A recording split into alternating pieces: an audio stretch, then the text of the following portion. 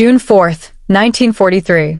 The Atlantic crossing had taken 14 tense days, and when the transport ship finally slowed near the American coastline, many of the German prisoners lined up along the rails in silence.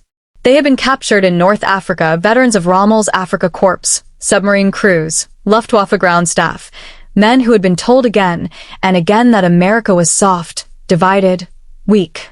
Now they were about to see it with their own eyes. As the morning mist lifted over Norfolk, Virginia, the outlines of cranes, battleships, and warehouses began to sharpen. What unfolded before them was the vast sprawl of the Naval Station Norfolk, the largest naval base in the world. Even before the gangplanks were lowered, the prisoners sensed something unsettling.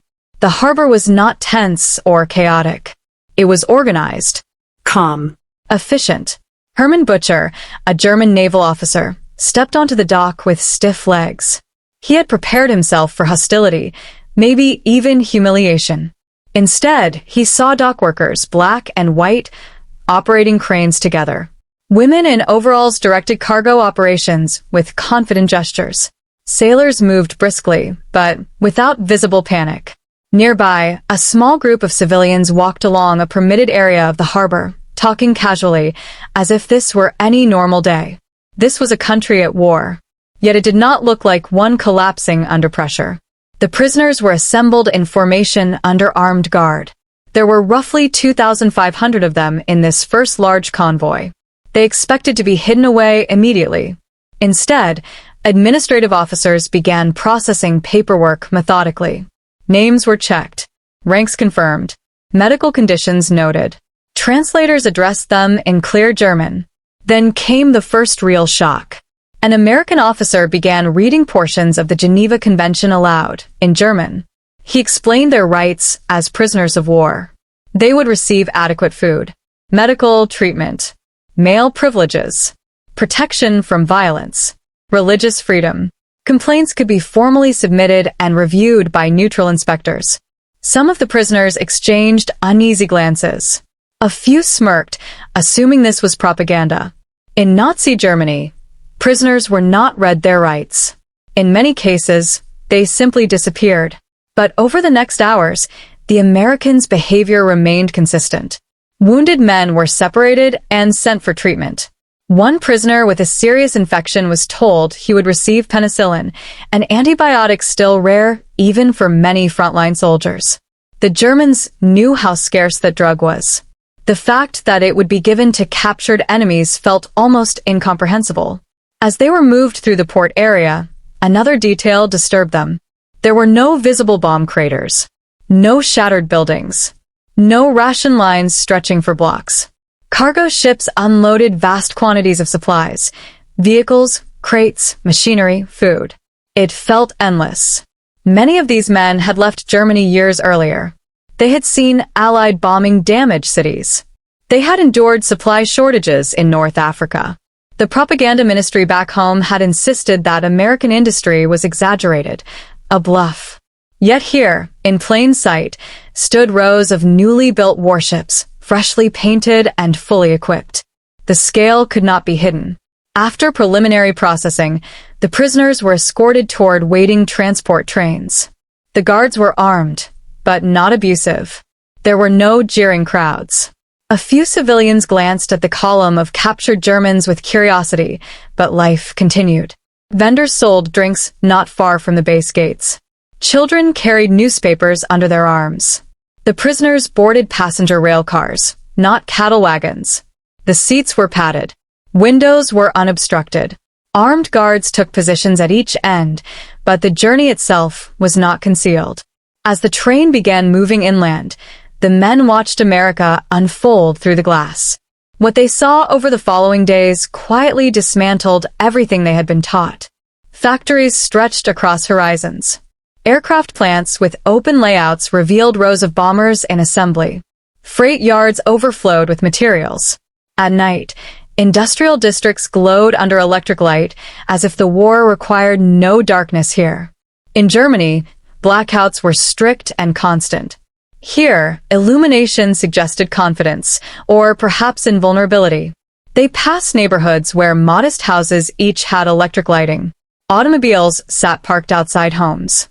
In rural stretches, farms displayed mechanized equipment on a scale rarely seen in Europe. Grain silos stood tall beside freshly painted barns. Even small towns appeared supplied and orderly. One prisoner stared as a railway worker casually ate an apple, took a few bites, and tossed the remainder aside before reaching into his lunch pail for something else. The gesture seemed trivial, yet it lingered in memory. In North Africa, rations had been calculated down to crumbs. In Germany, families at home were already stretching supplies thin. Here, food seemed abundant enough to waste. Conversations inside the rail cars grew quieter as the journey continued. Some men insisted it was all staged. Others began to doubt. If this display was real, and it appeared real, then the strategic balance of the war looked very different than what they had believed. After days of travel, the train slowed in the heat of Texas. The landscape widened into open fields and ranchlands. Eventually, the prisoners were unloaded near Camp Hearn, one of many POW facilities being constructed across the United States. From a distance, the camp looked orderly but not brutal, rows of wooden barracks surrounded by fencing and guard towers. Upon entry, they were assigned quarters. Inside each barack stood rows of metal-framed beds with real mattresses, sheets, and blankets. There was electric lighting overhead, indoor plumbing, showers with hot water at scheduled hours, a mess hall large enough to seat hundreds at once. Again, the Geneva Convention was referenced. Again, rights were explained. The prisoners were told they could organize recreational activities. They could request reading materials. Religious services would be accommodated. Camp representatives would be elected from among their own ranks to coordinate internal matters with American administrators. The idea of prisoners participating in structured self-governance felt alien. In the Reich, authority flowed only downward. Yet here, enemy captives were being invited, within limits, to manage aspects of their daily routine. That first night in Texas, many lay awake staring at the wooden ceiling beams above them. The air was warm but bearable. No artillery thundered in the distance. No aircraft roared overhead. The war felt far away. And yet, psychologically, something far more destabilizing than combat had begun. If the Americans were truly decadent and weak, why did their industry seem unstoppable?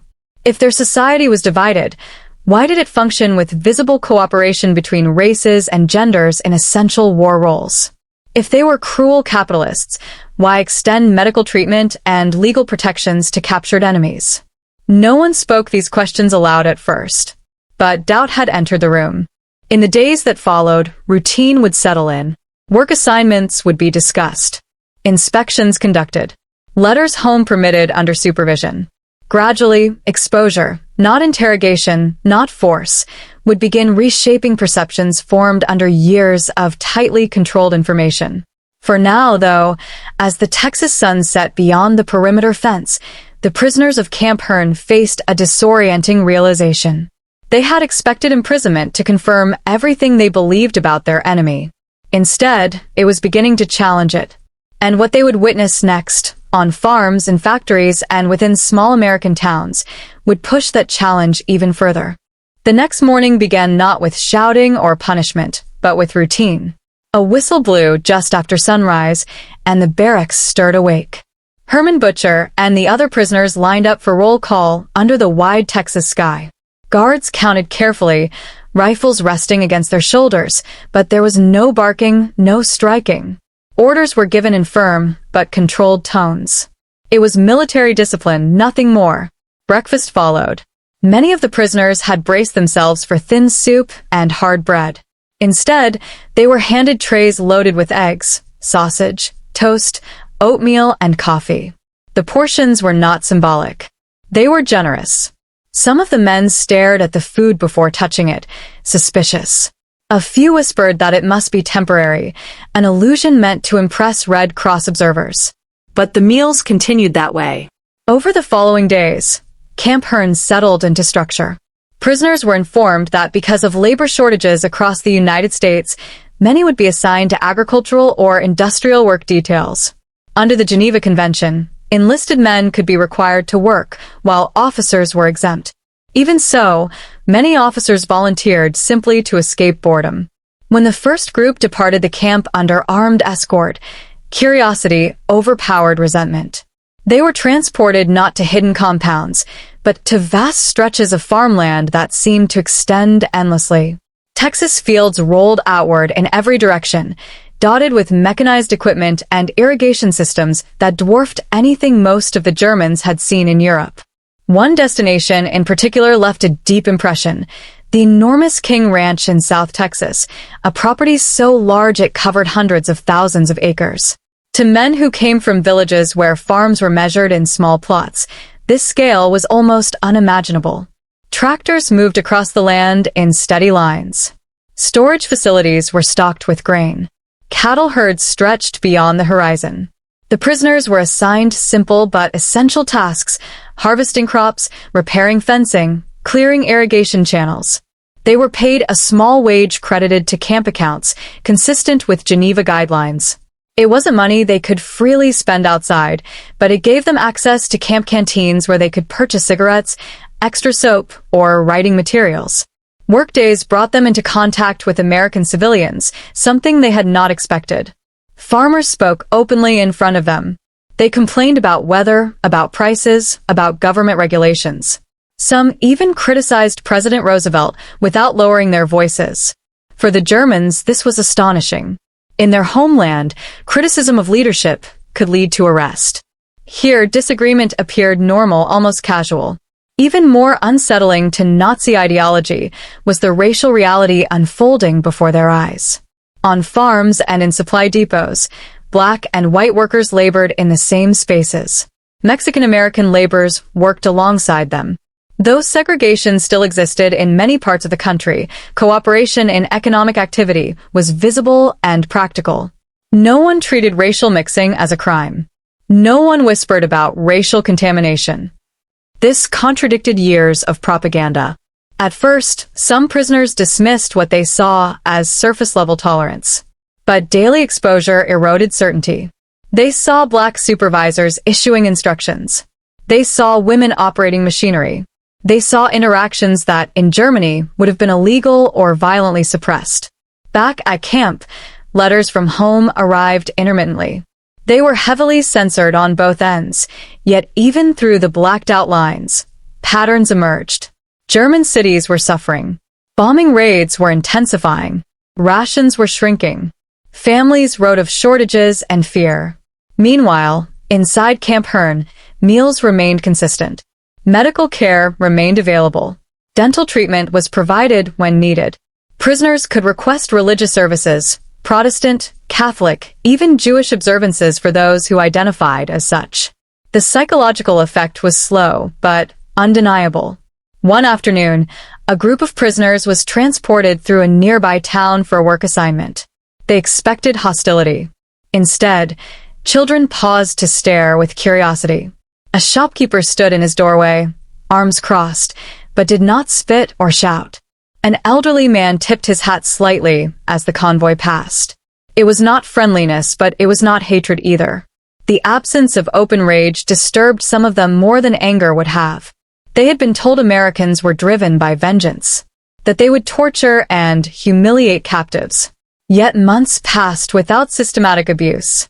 There were isolated tensions, of course, arguments, occasional scuffles, but nothing resembling the brutality they had imagined. Inside the camp, recreation programs expanded. Prisoners formed soccer teams and organized leagues between barracks. A makeshift theater group staged small productions. A library, gradually stocked with German-language books, became a quiet center of gravity for many. Some titles were technical manuals. Others were classics of European literature. A few books critical of authoritarian systems quietly made their way onto shelves. The Americans did not force ideological lectures upon them. Instead, exposure did the work. In the evenings, discussions grew more reflective. Men who once repeated official slogans began asking cautious questions. How could a decadent society sustain such industrial output? Why did American guards, many of them barely older than 20, speak about returning to civilian jobs after the war. Why did they assume the war would end, and that life afterward would continue normally? The German soldiers had been trained to think in absolutes, victory or annihilation. Here, they saw a country planning for post-war prosperity even while fighting on multiple continents. The turning point for many came during late autumn of 1943, as news trickled in about Allied advances. Italy had shifted sides. Bombing over Germany intensified. The myth of invincibility was cracking. And yet in Texas, cotton harvests continued. Supply trains rolled steadily. Stores in nearby towns displayed goods in their windows. One prisoner confessed quietly to a bunkmate that he had begun to fear not American weakness, but American strength. Not just military strength, but economic resilience. Social flexibility. The ability to absorb shocks and continue functioning. As winter approached, preparations inside Camp Hearn took on an unexpected tone. Decorations began appearing in the recreation hall. Pine branches were arranged along walls. Word spread that local churches were organizing something for the prisoners. Skepticism ran high. Many assumed it would be a symbolic gesture, perhaps a sermon about surrender. Instead, Christmas 1943 arrived with an atmosphere that few could have anticipated. Packages collected by civilians in nearby towns were distributed to the prisoners. Handmade cards from school children were tucked inside parcels of cookies, tobacco, knitted scarves, and small personal items. The mess hall served turkey, ham, vegetables, pies, even ice cream. For a single evening, guards relaxed their posture slightly, allowing music to echo through the barracks. Some prisoners sang German carols quietly. For several, emotion overwhelmed pride. They had expected cruelty from the families of men fighting overseas. Instead, they were given gifts. The cognitive dissonance was almost unbearable. If the enemy could treat them this way while their own cities burned, what did that say about the nature of the conflict? About the system they served?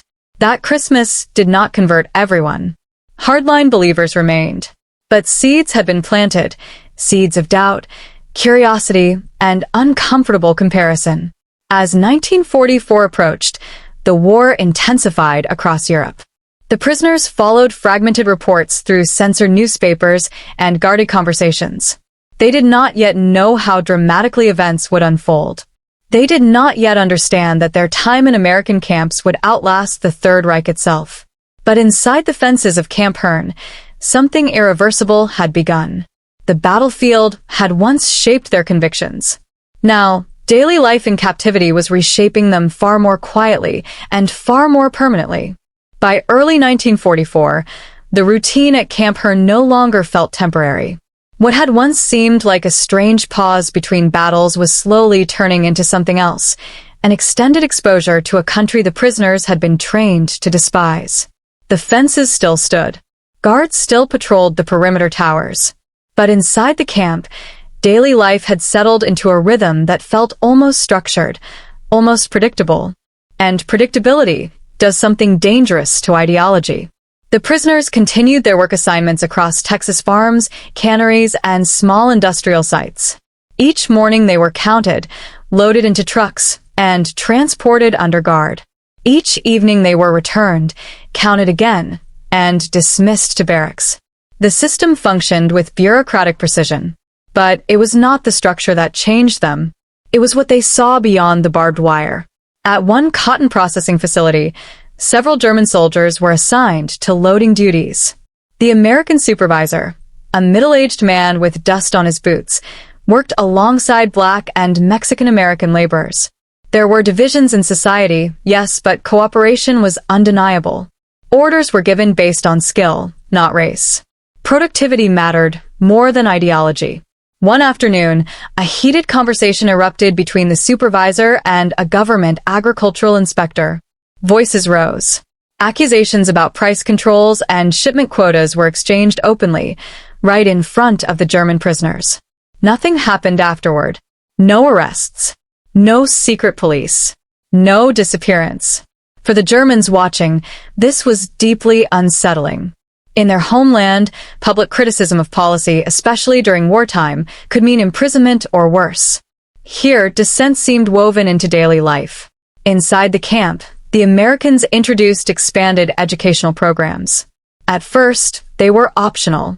English language classes were offered in a converted recreation hall. Vocational courses followed: carpentry theory, agricultural science, mechanical basics.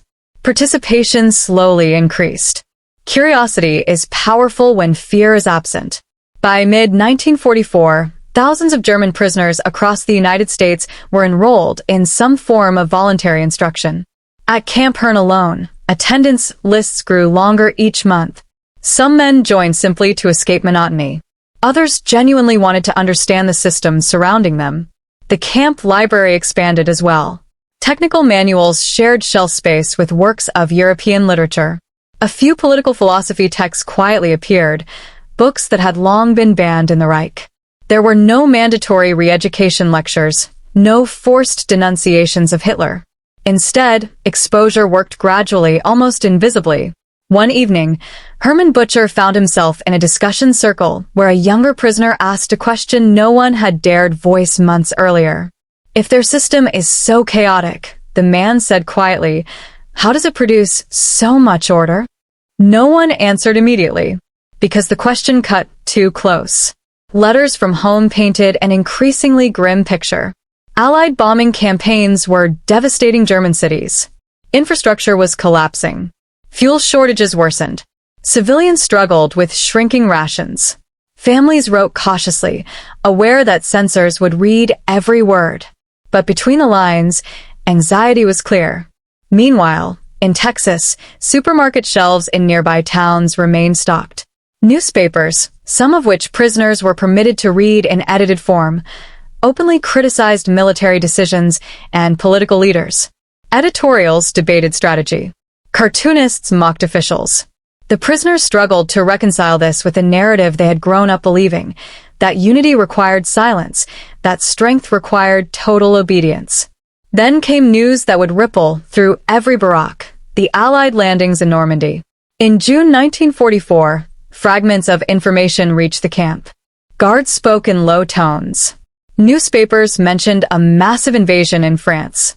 Though details were censored, it became clear that a second front had opened in Western Europe. For many prisoners, this was the moment denial began to fracture.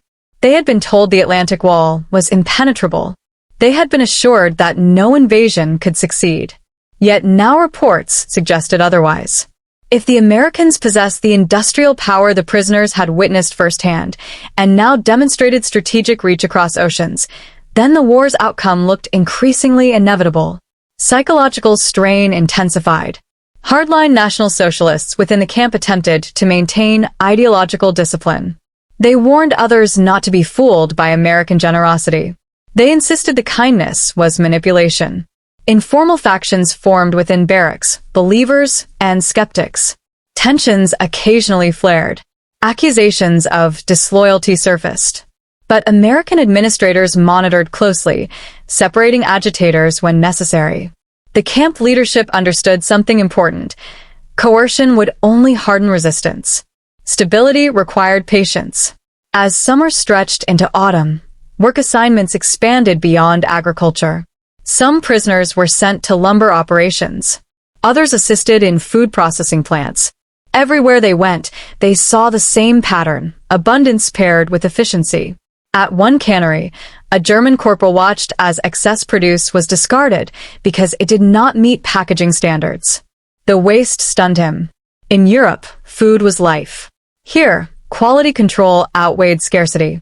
Back in camp, Christmas 1944 approached under very different global circumstances than the year before. By now, Allied forces had pushed deep into Western Europe. Rumors circulated about Soviet advances from the east. The Reich was being squeezed from both sides. That winter, letters from home grew shorter, more desperate. Yet once again, American civilians organized holiday packages for the prisoners. Churches collected donations. Schoolchildren wrote simple messages wishing peace. The meal in the mess hall was generous despite wartime rationing for Americans themselves. Some prisoners accepted the gestures with gratitude. Others with confusion. A few with bitterness. How can they afford this? One man muttered. No one had a satisfying answer. What truly shifted attitudes, however, was not the food or gifts, it was time. Months had become a year. The feared brutality had not materialized. The supposed collapse of American society had not occurred. Instead, the prisoners had observed something steadier, a system flexible enough to criticize itself, wealthy enough to sustain war on multiple fronts, and confident enough to treat enemies according to legal standards. By early 1945, the war in Europe was clearly nearing its conclusion. News of Allied advances reached the camp more frequently. Guards no longer hid their optimism. The German prisoners felt a tightening in their chests, not from mistreatment, but from uncertainty about what awaited them at home. Would their city still stand? Would their families survive? What kind of Germany would remain? Inside the camp, educational programs intensified. English fluency improved among many prisoners. Some began translating American newspapers informally for others. Discussions shifted from abstract ideology to practical concerns, reconstruction, employment, the possibility of political change. One startling realization emerged among several men. They had learned more about democracy as prisoners than they ever had about authoritarianism as citizens. They had seen elections conducted during wartime. They had watched political opposition function without imprisonment. They had observed racial tensions without state-sponsored extermination policies. The contrast was impossible to ignore. Yet transformation was not universal. A core of devoted National Socialists clung to belief until the end. For them, defeat would be betrayal, not evidence. Then, in April 1945, news filtered through that Berlin was under siege. Silence fell across the barracks that evening. Within weeks, confirmation arrived. Hitler was dead. Germany had surrendered. The Third Reich, promised to last 1,000 years, had collapsed in 12. For the prisoners at Camp Herne, the announcement was surreal. Some wept openly, not just for the regime, but for uncertainty. Others sat quietly, processing what it meant. A few expressed relief in hushed tones. They were no longer soldiers of a fighting nation. They were men without a country, waiting behind American fences. And in that suspended space between defeat and repatriation, a deeper transformation would begin, one not driven by war, but by reflection on everything they had witnessed. The barbed wire still separated them from freedom, but the ideological walls that once defined them were beginning to weaken. And in the months ahead, as plans for return to a shattered homeland took shape, the question would no longer be whether America had changed them. It would be how permanently. When Germany surrendered in May 1945, the barbed wire around Camp Herne did not disappear. The guard towers still stood. Roll call still happened twice a day. The prisoners still wore the same uniforms with large stenciled letters marking them as captives. And yet, everything had changed. For nearly 2 years, many of these men had lived in a strange psychological suspension, soldiers waiting for the next phase of war. Now there was no next phase. No front line to return to. No command structure to obey. The state they had sworn loyalty to had collapsed into rubble and occupation zones. For the first time, they were not simply prisoners. They were defeated men. The announcement of Germany's surrender had spread through the camp in fragments. A guard confirmed it quietly to one barracks. A newspaper headline, partially blacked out, confirmed it for another. Then, finally, the camp administration gathered representatives and delivered the official message. The war in Europe was over. Some prisoners reacted with visible grief. A few clung to rumors that the surrender was temporary or conditional. Others sat motionless, staring at the wooden floors of the barracks. One former sergeant muttered that everything they had endured in North Africa had been for nothing. But beneath the shock was something deeper, uncertainty about identity. If the Reich was gone, what did loyalty mean now? American authorities understood that this transitional period would be delicate. The goal was not revenge. It was stability. And, increasingly, it was preparation. The United States, along with its allies, would soon be responsible for rebuilding Germany. Millions of soldiers and civilians would need to re-enter a society stripped of infrastructure and ideology. The prisoners sitting in Texas were not just captives anymore. They were future citizens of a defeated nation. Educational programs inside the camp expanded significantly after the surrender. English classes filled quickly. Vocational courses were broadened. Agricultural science, mechanical repair, electrical fundamentals, even basic principles of democratic governance were offered, not as compulsory indoctrination, but as structured instruction. The Americans were careful about tone. There were no shouting lectures about freedom. Instead, instructors framed lessons as practical tools for reconstruction. How to manage a farm cooperative. How municipal governments function. How elections are organized. How laws are debated and passed. For many prisoners, these were not abstract concepts. They were revelations. Under National Socialism, civic participation had been ritualized, not functional. Voting existed, but outcomes were predetermined. Debate existed, but only within rigid boundaries. Here, in camp classrooms built of simple wood and concrete, German soldiers studied systems built on disagreement. Discussion groups became common in the evenings. The topics shifted from military tactics to social questions. Why had the regime collapsed so completely? How had propaganda distorted reality so effectively? Was obedience always a virtue? These were dangerous questions months earlier. Now they circulated freely among men who had once marched in perfect ideological alignment. Of course, not everyone embraced reflection. Hardline believers remained vocal. They argued that Germany had been betrayed by weak leaders, by insufficient resolve, by overwhelming Allied material advantage rather than moral failure. They warned others not to internalize American narratives. Tensions occasionally surfaced in barracks meetings. But something subtle had changed. Fear of dissent had weakened. Men who once would have stayed silent now pushed back. "I saw their factories," one former corporal said during a heated exchange. "We were not told the truth." The transformation was not dramatic or cinematic. It was gradual, uneven, human. Outside the camp, the American public's attitude toward the prisoners also shifted after the war ended. With sons and husbands returning from Europe, hostility toward German POWs softened further. Work details continued because labor shortages remained in agriculture and industry. But now, conversations between civilians and prisoners grew less guarded. On one farm near Herne, a German prisoner helped repair irrigation pipes alongside the owner's teenage son, whose older brother had fought in the Ardennes. The two spoke in broken English and improvised German. They discussed weather patterns, not politics. When the day ended, the farmer's wife handed the prisoner a slice of pie wrapped in cloth for later. Small gestures accumulated. By late 1945, repatriation plans began forming, but they moved slowly. Shipping capacity was limited. Europe's infrastructure was devastated. Many prisoners would remain in the United States into 1946. That extended time deepened the psychological impact. Some men began imagining a future beyond Germany entirely. The idea was radical. A year earlier, it would have been treasonous even to think it. Now, with cities like Berlin, Hamburg, and Dresden in ruins, the concept of starting anew elsewhere gained quiet appeal. American officials did not openly recruit them, but neither did they conceal the possibility that immigration might one day be available through legal channels. For now, the focus remained on orderly return.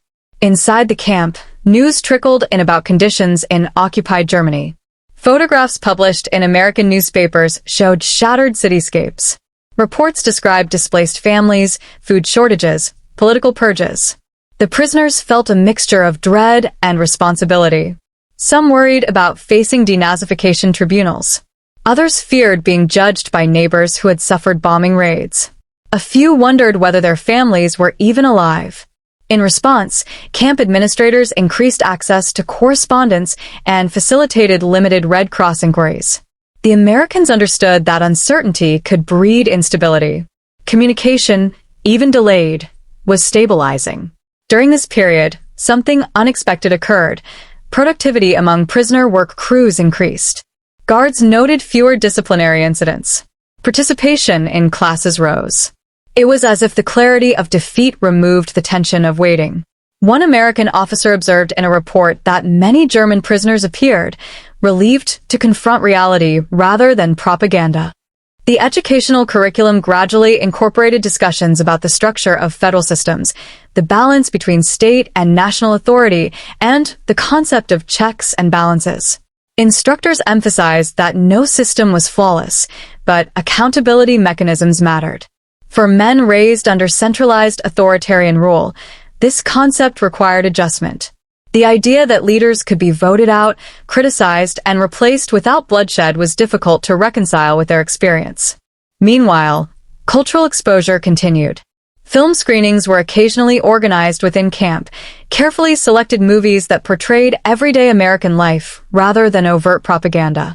Comedies, family dramas, even light musical performances were shown. The intention was subtle normalization, presenting society not as an enemy abstraction, but as human. Conversations after screenings were revealing. Some prisoners laughed genuinely. Others admitted surprise at how ordinary Americans seemed on screen, working jobs, arguing at dinner tables, celebrating holidays. The myth of the monstrous enemy eroded further.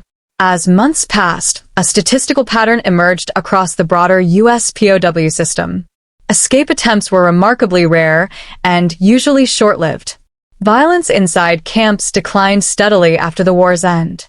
Enrollment in educational programs reached tens of thousands nationwide. The Americans had not re-educated the prisoners through force. They had exposed them to an alternative reality and allowed comparison to do the work. By early 1946, repatriation accelerated. Groups of prisoners were processed, medically examined, and transported to ports for return to Europe. Departures were bittersweet. Some men felt eager to rebuild their homeland. Others felt anxiety about what awaited them. At Camp Hearn, farewell moments were quiet but meaningful. A few farmers shook hands with departing laborers. Camp staff exchanged restrained nods. There were no emotional speeches, but there was acknowledgement of shared experience. For Herman Butcher and many like him, the departure was layered with irony. They had arrived expecting degradation and brutality. Instead, they were leaving with complicated impressions of a nation they had once dismissed. When ships carrying former prisoners crossed the Atlantic back toward a broken Germany, the men on board were not the same as those who had arrived in 1943. They had witnessed industrial abundance firsthand. They had observed racial contradictions and cooperation. They had seen criticism of leadership tolerated openly. They had experienced legal protections extended even to enemies. Not all had abandoned former beliefs, but doubt had taken root in thousands. In occupied Germany, reconstruction would require administrators, engineers, farmers, teachers.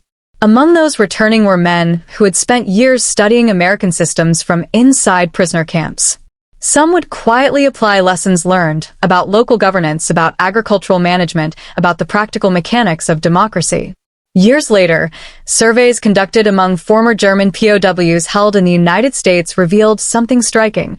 A significant percentage expressed favorable views of American society. Some would eventually immigrate legally. Others would correspond with families they had met during work assignments. A few would help shape political life in post-war West Germany. The transformation had not been absolute or universal, but it was real. What began in 1943 as a convoy of defeated soldiers stepping onto American soil had evolved into something far more consequential than a temporary imprisonment.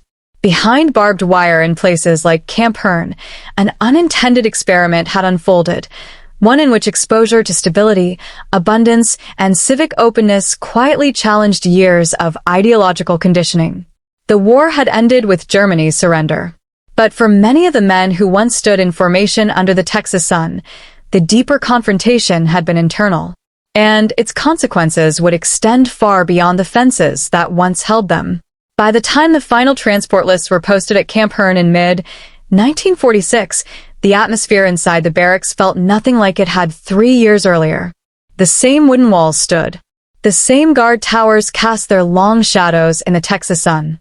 But the men reading their names on those departure sheets were no longer the same soldiers who had stepped off ships in 1943 with clenched jaws and rigid certainty.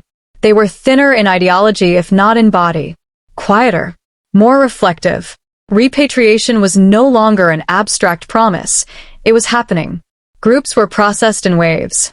Medical examinations confirmed fitness for travel. Records were checked and rechecked.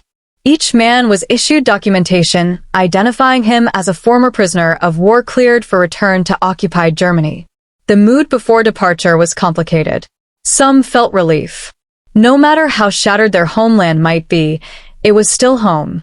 Parents, wives, siblings, if they were alive, waited there. Others felt anxiety bordering on dread.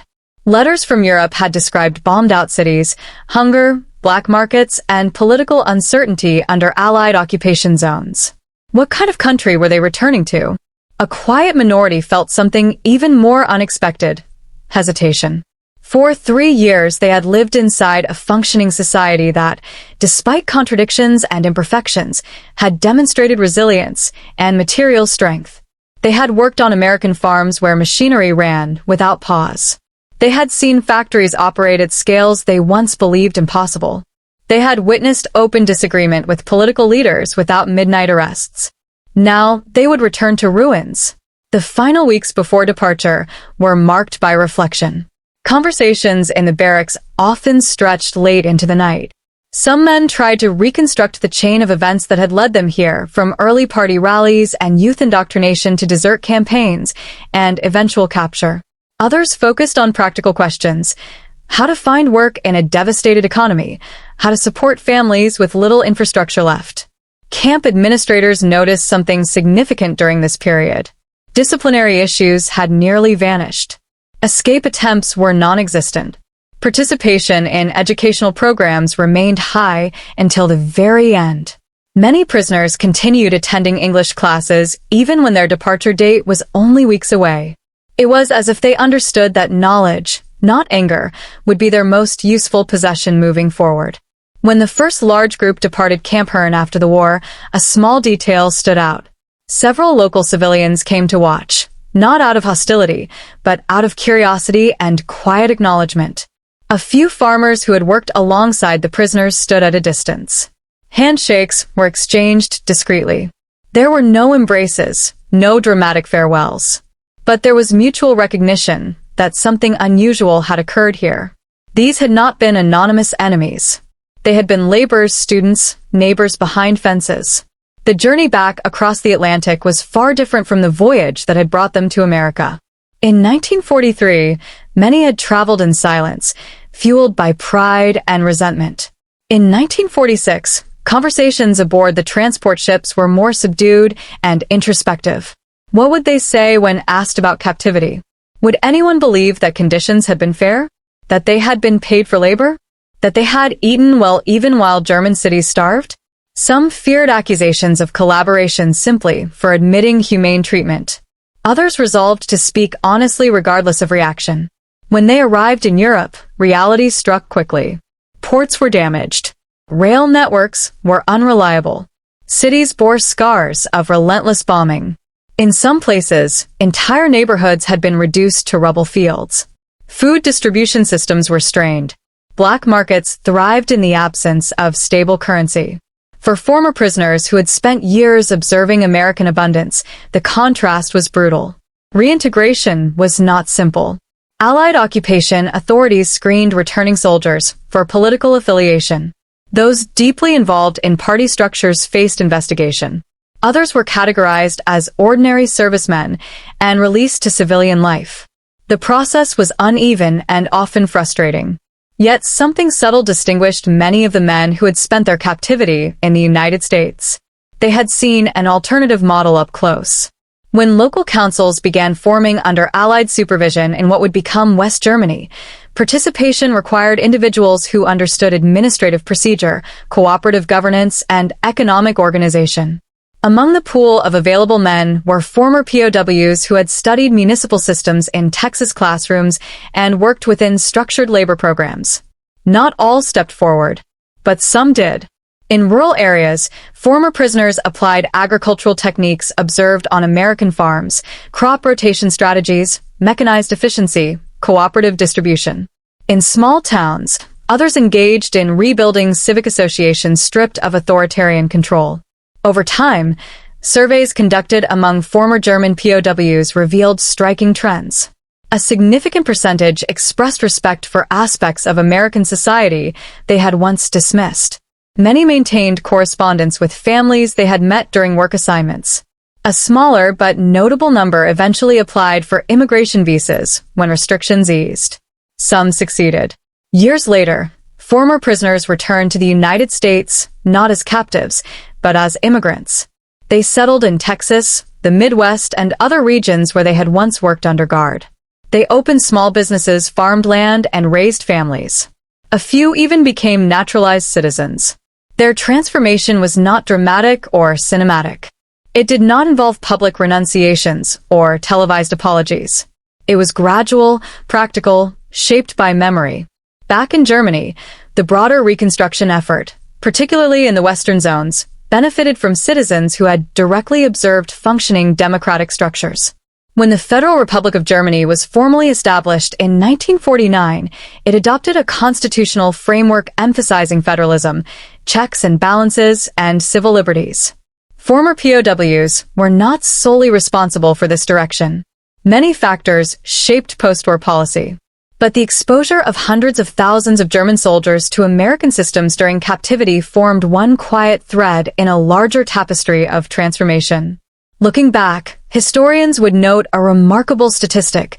Out of approximately 425,000 German prisoners held in the United States during the war, only a tiny fraction attempted serious escape. Participation in labor programs was overwhelmingly voluntary. Incidents of violence were minimal compared to many other POW systems worldwide.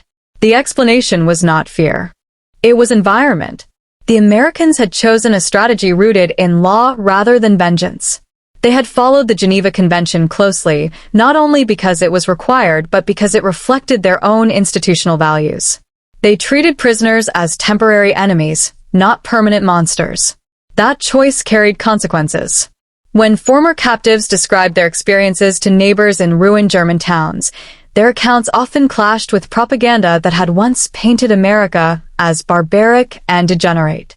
Stories of adequate food, medical care, open debate, and civilian generosity disrupted hardened narratives.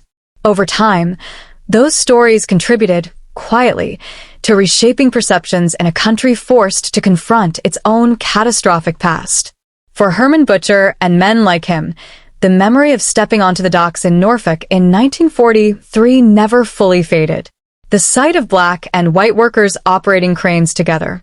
The unexpected reading of legal rights in German. The train journey past illuminated factories. The Christmas packages from strangers whose sons fought overseas. Those moments lingered. They did not erase guilt or responsibility. They did not undo the destruction wrought by the regime they had served. But they complicated the simplistic worldview with which they had begun the war. In the end, the barbed wire around Camp Hearn had done more than contain prisoners.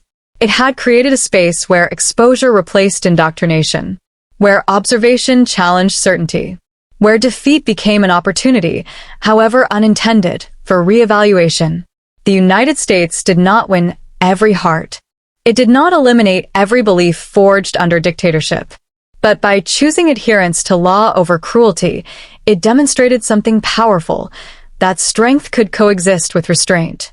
When the last transports departed American soil and the guard towers eventually stood empty, little physical evidence remained of the transformation that had taken place.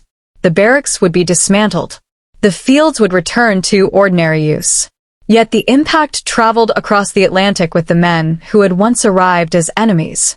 The war had ended with surrender documents signed in Europe. But one of its quietest consequences unfolded thousands of miles away, behind fences in Texas, where former soldiers encountered a system strong enough to defeat them and confident enough to treat them humanely. And in that contradiction lay a lesson many of them would carry for the rest of their lives.